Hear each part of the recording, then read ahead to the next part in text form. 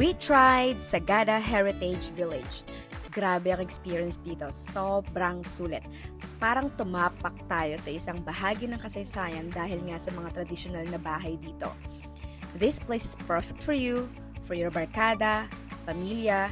Sa halagang 4,500 pesos for 6 packs, dito kami nagstay na magkakaibigan.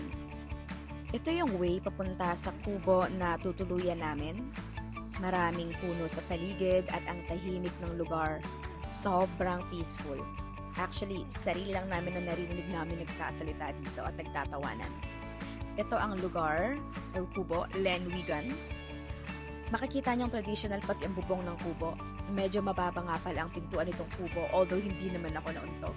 Tara, pasok tayo. Pagpasok sa loob, walang aircon, walang electric fan, pero sobrang lamig pa rin.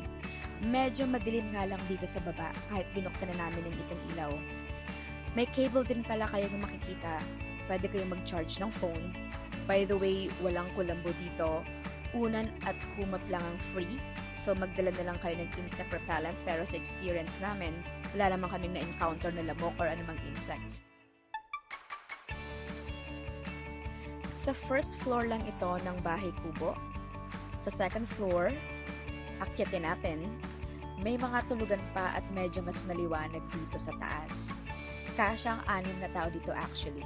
Comfortable naman ang higaan at malinis naman ang mga rooms nila, even ng mga kumot at unan.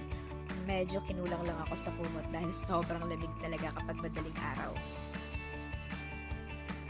Pwede naman kayong magluto dito, pero mas maganda kung may dala kayong sariling lutuan.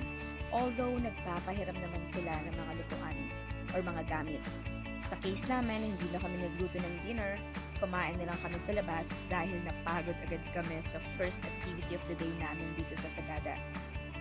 One of the things I love about this place is meron silang unlimited coffee na pwede ka rin tumambay dahil meron silang free wifi.